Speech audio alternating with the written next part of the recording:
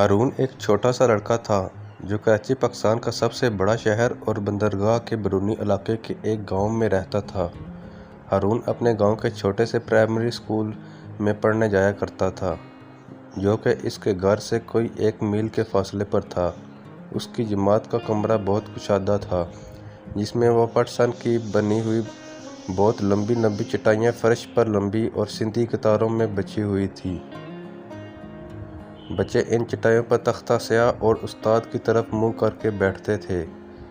بچوں کے لیے کوئی میز اور کرسیاں نہیں تھیں، صرف ایک ڈیسک کمرے میں سب کے سامنے کی طرف تھا، جو کہ صرف استاد کے استعمال میں تھا۔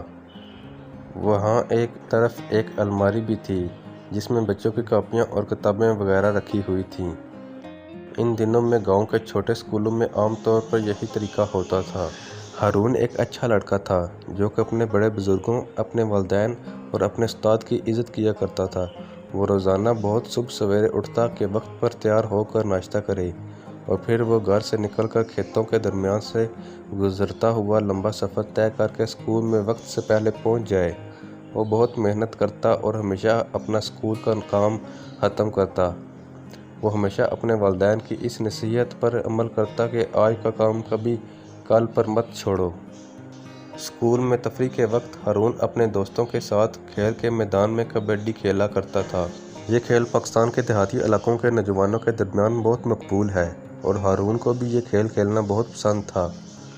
ہارون کے ہمسائے میں ایک دھوبی بھی رہا کرتا تھا، جس کا نام تاجو تھا۔ تاجو کے پاس ایک مریل سا گدھا تھا، جس پر سوار ہو کر وہ ہر ہفتے کے قریب ایک قصبے میں جاتا اور وہاں کے لوگوں سے میلے کپڑے کی گٹھڑیاں جمع کر کے لاتا۔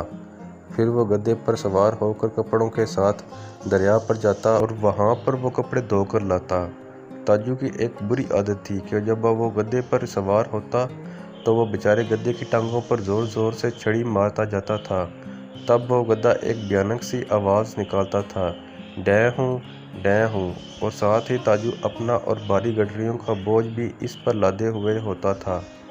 پھر شام کو وہ گدھے پر سوار دھلے ہوئے کپڑے کی گٹھڑیوں کا بوجھ بھی اس پر لادے ہوئے اس کی ٹانگوں پر چھڑی مارتا ہوا واپس آتا تھا۔ جب دھوبی پاس سے گزرتا تو ہارون اکثر گدھے کی یہ بھیانک اور غمزدہ آواز سنتا، اور گدھے کے بارے میں پریشانی کی وجہ سے وہ بچہ رات کو سو نہ سکتا۔ دوسرے دن صبح کے وقت بھی اسکول جاتے ہوئے ہارون دھوبی کو گدھے پر دھلے ہوئے کپڑوں کے ساتھ سوار شہر کی طرف جاتے ہوئے دیکھتا، جو ہمیشہ کی طرح گدھے کو لمبی چھڑی کے ساتھ پیٹتا جاتا تھا۔ بیچارہ چھوٹا سا لڑکا اکثر غور و فکر سے دیر تک اس کے بارے میں سوچتا رہتا کہ کس طرح اس گدھے کو تاجو کی مار پیٹ سے بچایا جائے، مگر کبھی بھی کوئی منصوبہ اس کی سمجھ میں نہیں آیا۔ یہ سب کچھ عرصے تک جاری رہا۔ گدھا کمزور اور بوڑھا ہو گیا۔ تاجو خود بھی اپنے گدھے کی طرح بوڑھا اور کمزور ہو گیا۔ اس کا نتیجہ یہ ہوا کہ دھوبی شہر سے اتنے زیادہ کپڑوں کی گٹھڑیاں جمع کر کے دھونے کے لیے نہیں لا سکتا تھا۔ اس وجہ سے وہ اب زیادہ غریب ہو گیا تھا، اور اس کو اپنے گدھے کی دیکھ بھال پہلے سے زیادہ مشکل لگتی تھی۔ اب تاجو نے گدھے کو تازہ سبز گھاس کی بجائے بچہ کچا کھانا دینا شروع کر دیا، لیکن اس کی گدھے کو پیٹنے کی عادت نہیں بدلی۔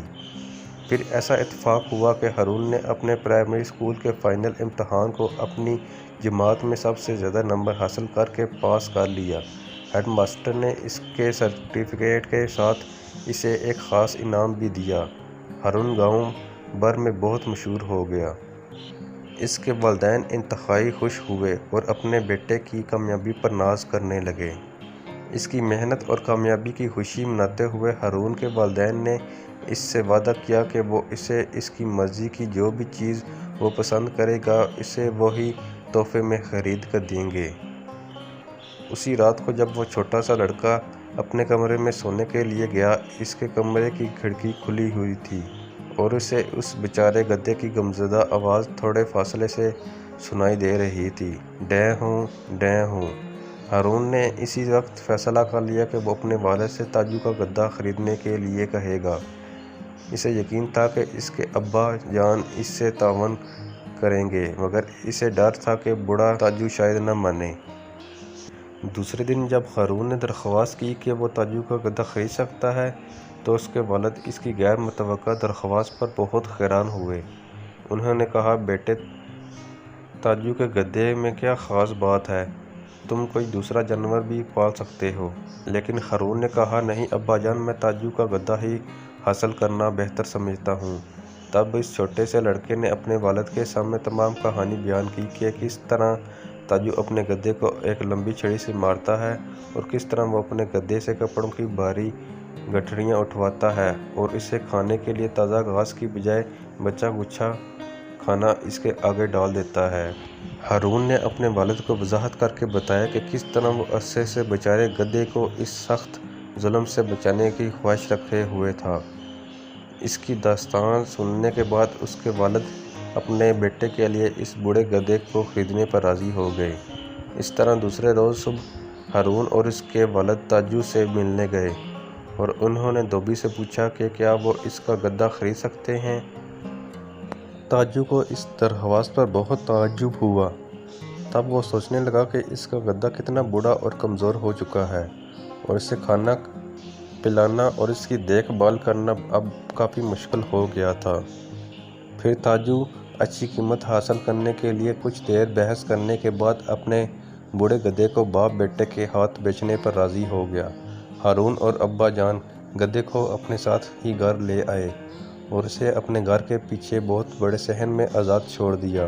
انہوں نے بوڑھے گدھے کو کھانے کے لیے تازہ گھاس بھی دی اور انہوں نے وعدہ کیا کہ آئندہ اسے کبھی بھی کپڑوں کی بھاری گٹھڑیاں نہیں اٹھانی پڑیں گی اور نہ ہی کسی لمبی چھڑی سے مار کھانی پڑے گی۔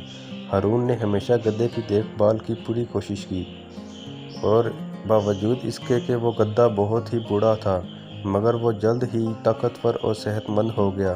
وہ چھوٹا سا لڑکا بہت خوش تھا کیونکہ وہ یہ دیکھ سکتا تھا کہ گدھا اپنے نئے گھر میں کتنا خوش تھا اور اب ہارون کو کبھی بھی اس کی وہ انتہائی غمزدہ آوازیں نہیں سننا پڑیں گی۔